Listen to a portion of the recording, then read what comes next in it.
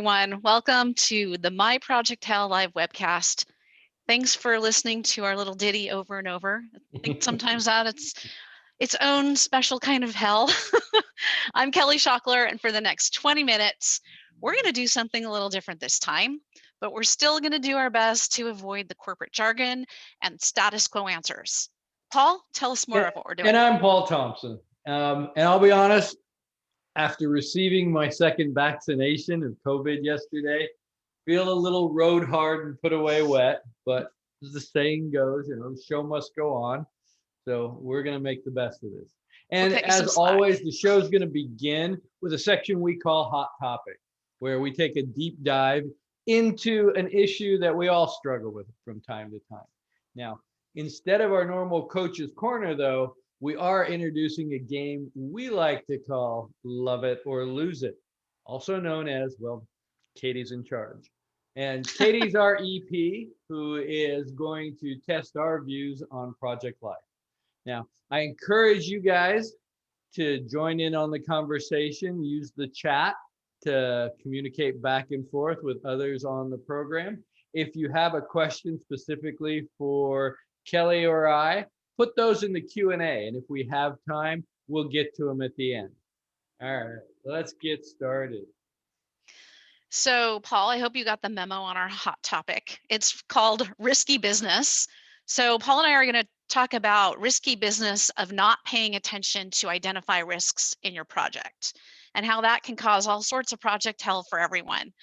Sometimes project managers, we forget to take the time to do risk identification as part of our project planning process. Or maybe if you're a newer project manager, you're not really aware of how to do risk identification. And I think that there's those with a little more experience that we just get complacent and we just conveniently push that risk planning aside. So how much time are you really devoting to this important process? Going beyond listing some of the apparent risks, giving some honorable mention mitigations actions to make it look like we're doing our part. I know, Paul, I'm going to admit, I've been guilty of just giving risk identification a little lip service, and I see a lot of others doing this as well, but I think it comes at a cost. What do you think? I completely agree. For me, the risk log is one of the most important things that we as project managers can keep updated. It tells a story, right? A well-written risk log shows the project's rough edges and how we're attempting to polish those edges to stay on track. But leave out a chapter, and I can promise you it's going to come back and bite you in the ass. So, yes. let me give you an example. Early on in my career, and this is how I know it'll come back, had a project, and one of the risks I identified was that the team really didn't understand the technology we were implementing. And based on their lack of knowledge, the time, it was pretty shaky, right? That was a big risk. But the sponsor absolutely did not want to have that called out. He thought that if we called that out, the project would be stopped in its tracks and shelved. So I didn't, right? Project sponsor. Well, you can imagine, right? The project ran into trouble. And when I'm presenting to the CIO, he starts questioning, why didn't we call out the need for training? Why didn't we call out the need to have, additional consulting available early on? And where I'm expecting some help, the sponsor did not step up and really just left me hanging there in the wind. So ever since I've learned the risk log is where every risk that's important goes, despite what your sponsor may say. Just because you don't say it's raining doesn't mean it's a sunny day. That's a great story, a great lesson learned, right? And I'm curious, when you talk about the risk log, what do you put in your risk log, Paul? What are some of the elements that you keep track of? Well, that one's a bit personal, right? For every PM. I am definitely less is more philosophy, as you know. Yeah. So I keep it very, very slim, right? What is a title of this thing, right? How is everybody going to know it, right? Lack of knowledge, that's fine. Now, give it also a definition, go into details about it, and then decide how you're going to deal with it, right? Are you going to deal with it by coming up with a mitigation plan? Are you going to take the avoidance route, or just, it's not a big risk, so we're just going to accept it and, you know, take our lumps if they come, because it's a, low probability that anything bad will really happen, right? Yeah. But you have those things going on, and we usually put in what day we put it in there so we can kind of Hmm. keep, because as you know, over time your risk changes, right? That profile of that risk might be huge up front, but as the team's been working with the technology and everything and got a little trained, it's not a big deal anymore. They caught on, they got it, they're just plowing through the technology, and you can start to move that off your risk log. So it's important to kind of have that set. The one other thing I will suggest is that your plan, whatever you had decided, right? Mitigate, accept, whatever, keep that as it is. Don't keep adding to it. That's a point in time. Have a comment section that is your running diatribe of what's going on each week, because you should be addressing these and reviewing them with your project sponsor weekly, right? As you pointed out, Kelly, right? These do not just go sit on the shelf and gather dust. These are in front of you. You keep them in front of the sponsor. So I would suggest that you have one cell in your log that is devoted towards what are we doing this week that is different, right? Did we have to change it? Yeah, and I just want to back up a little bit into the risk identification process, because I think there's a couple great ways you can harness all the ideas that your stakeholders and your project team have about what are the risks and identify them in a really thoughtful, thorough way. A brainstorming session where you use a list of prompts to brainstorm those risks. And those prompts represent specific areas that are pertinent to your project. So maybe you've got, sociocultural risks within the organization, political, economic, competitive, technology, regulatory, marketing, right? You can just have these buckets, get people in a room and start collecting the ideas. I mean, you can learn a lot through stakeholder interviews, surveys and questionnaires, and a reminder to pull forward any lessons learned from previous projects, right? We forget about those lessons learned that we can take away and carry forward from others who have gone before us and paid a price. And again, oh, go ahead, Paul. No, finish up that thought, and I want to add one thing here at the end. Okay, yeah, just reminding it's an iterative process. It's not, let's do this at the beginning and forget about it, because situations change. More information becomes available as time goes on, as Paul mentioned. So it makes great sense to establish upfront frequency in which you're going to crack open those risks and take a look and say, what's changed? And you don't have to make this a big, giant, time-sucking process either. It's just do this as you're moving along, right? Add new risks in, update the ones you have in your RAID log as you go along. So I just want to mention, Paul and I both have RAID logs in our libraries, our tool libraries on our websites, if you want to go check those out. And so in the comments, Terry brings up a pretty common one, right? The risk is your sponsor. They're not doing their job. They're not, Terry, we refer to this as calling the baby ugly, right? It's somebody's going to get really mad. But what we have found is this is where making sure you're transparent to all the stakeholders really helps, right? And we've had this before too, right? We've been waiting on a senior leader to get back to us on either funding for some additional staff or whatever it is, but it's kind of waiting on that senior person that you don't necessarily want to call them to the carpet, right? And we'll give them a little bit of leeway. But ultimately, that log starts reading, continuing to wait for Sally to provide feedback on this as requested on blah, blah, blah date.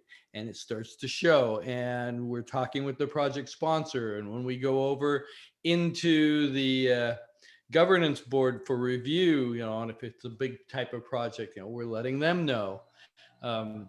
So it really is kind of that keep it transparent. Think of it this way. We're the weatherman, right? We're just telling people it's raining, bring an umbrella. We're not the ones who made the rain. So Yep, that's good right. luck with that. I think it's time for our love it or lose it. All right. Tell our listeners what that's about, Paul. So exactly, what is it? This little episode is our game of love it or lose it, where REP, Katie, is going to call out some project things that she wants to know. Do Kelly and I love it, or would we lose it? Right. And I encourage you guys, jump in on the chat. I want to hear what some of you guys think as we go through these. All right. Where All we right, let's starting? go. Executive producer Katie Thompson. We're going to jump right into it. Swearing at work, love it or lose it. Paul, mind if I go first? Damn it, go ahead. I can't believe I'm going to say this, but I'm giving it a love it. If anyone knows me, they're probably laughing right now. Swearing is part of my DNA. I do swear a lot, but I'm also a proponent of being mindful where I am when I let it fly. So, there's a familiarity factor that comes in. How familiar are you with those in the room, your organization's culture? Can you just unleash your, swearing sailor, your inner swearing sailor? Probably not. I think the difficult part is that everyone attaches different meaning to certain swear words, and I happen to take a viewpoint. These are letters come together, make a word, and we all have different meanings behind them, good or bad. And as a PM, we're trying to bring people together, and we got to keep that in mind. But I've personally found an occasional swear word uttered passionately in the Project Hellfire moment is welcomed, and it actually gives others permission to let that kind of robot facade, down and build some camaraderie. So my thought on this: choose your swearing opportunities wisely and with awareness. How about you? Yes. And it's very cultural, right? I have worked at some locations where dropping an F-bomb every other word is just expected. Uh-huh.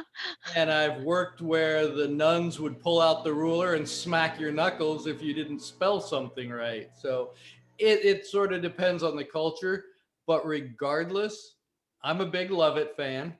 I think a well-placed swear word does a number of things. It shakes things up, as you said, right? It humanizes conversation. And it also kind of, as you pointed out, gives permission for people to just kind of, oh, okay, we can let our guard down and just talk openly here about what we need to get done. So again, as you point out, know your audience, but I can't think of a time I haven't at least let a few swear words go out. All right. Awesome. So the next one, joining the Zoom meeting without your video on. Love it or lose it? What? Go first, Paul. Oh, I get it. Lose it. Lose it. So this one's tough, right? But if you're going to have a Zoom meeting and everybody is expected to be on there, if everybody's got their video on, you have to do it. Otherwise, it looks like you're phoning it in. And it doesn't matter whether it's your meeting or somebody else's. If your video is turned off, unless there's a darn good reason, it does look like you're half-assing it.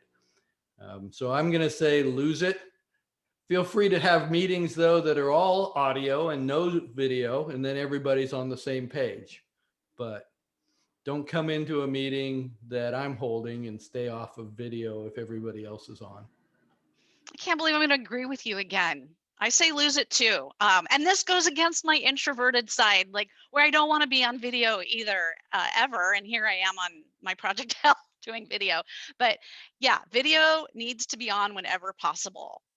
Unless your bandwidth is getting drained and you're having audio technical difficulties with your connection, or maybe you have to step away to take care of the big fiasco that just happened in your family room with your kids or whatnot. And there's some times, Paul, where I think people are just tapped out. I'm hearing this every day from someone. I am tapped out on video on Zoom. I'm just done.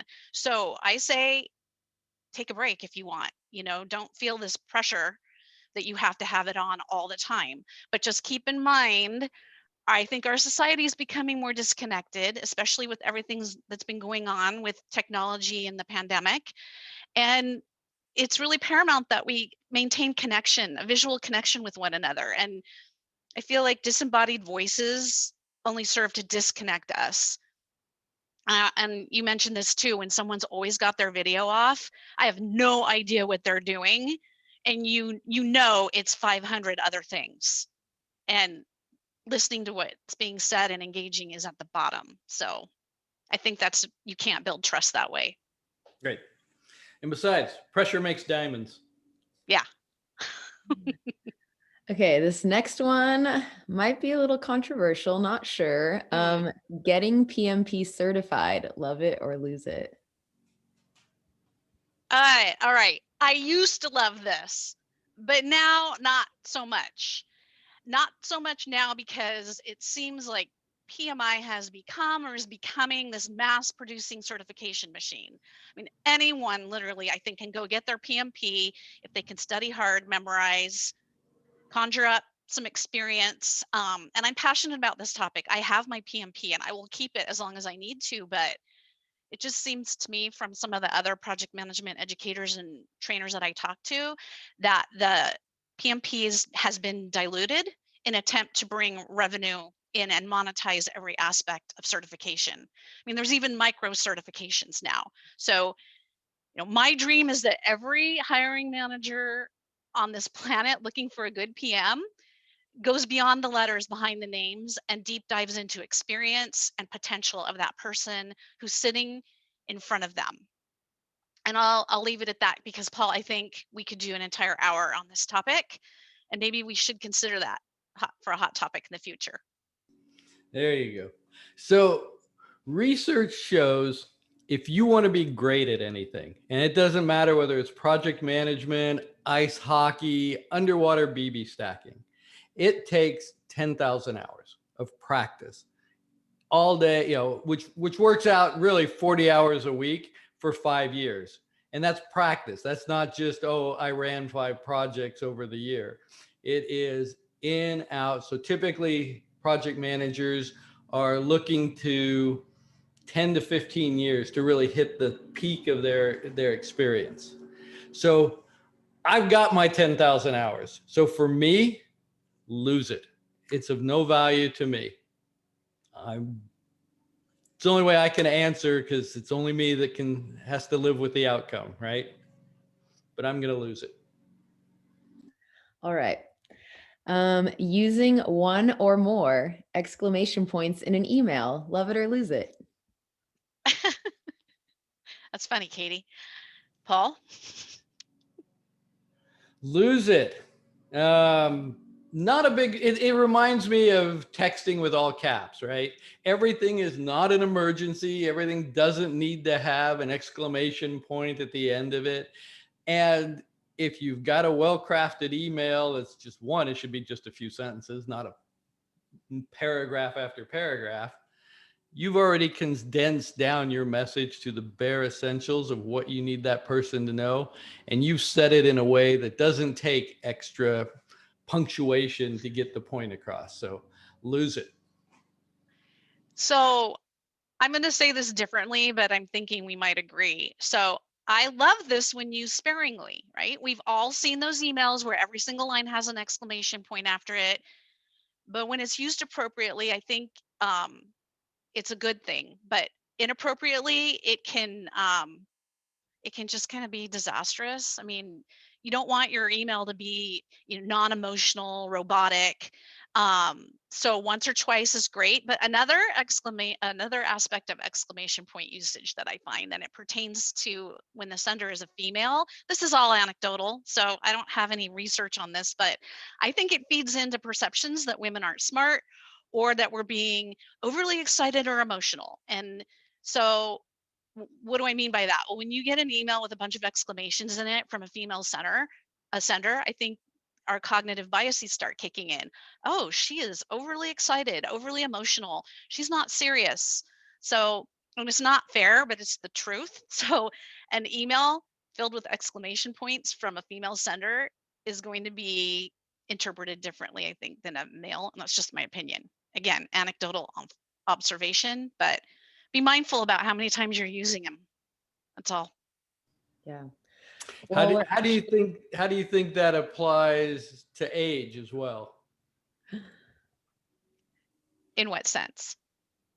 Do you think that if younger people are throwing a lot of exclamation points, it's received differently than this one actually could be Katie, but we don't get to ask her? Because that's part of it, right? There's a different language that each generation kind of uses, and exclamation points and, you know, half words are kind of the norm for certain generations. Signing your name with a heart. Let's not go there. Okay. All right.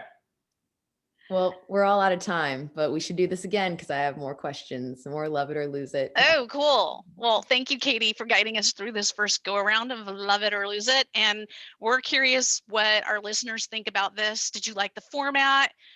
If you did, what are some themes you'd be interested in hearing Paul and I kick around if we do this again? And you can write us an email at myprojecthell@gmail.com. Always love to hear from our listeners. Yes. Thank you all. I know, Kelly and I had a great time doing this show. Hope you guys enjoyed it. Looks like Mary said that was fun, so that's awesome.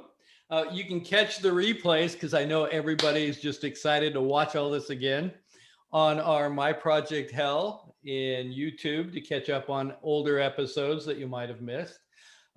Also, check out our website, and you can hit Kelly or I up for some free consultations since we didn't get to any questions this time. If you would like to have a question answered, for a quick 30-minute consultation.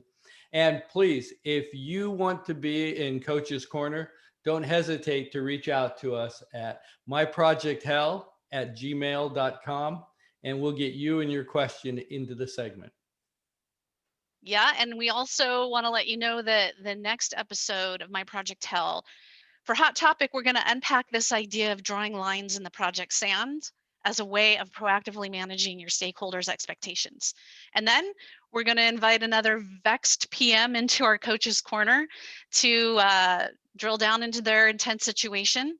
Quick reminder, please fill out our survey at the end of this show here at the when we close out, or access it using the link in the post-show email that's going to come your way in the next 24 hours. And see you next time. And I think if you check out our LinkedIn, right, there's a link to we're taking this on the road for the PMI out of the Northwest. So that's you right. You all can join us for an hour and a half of this. Thanks for mentioning that, Paul. We'll see you all next time.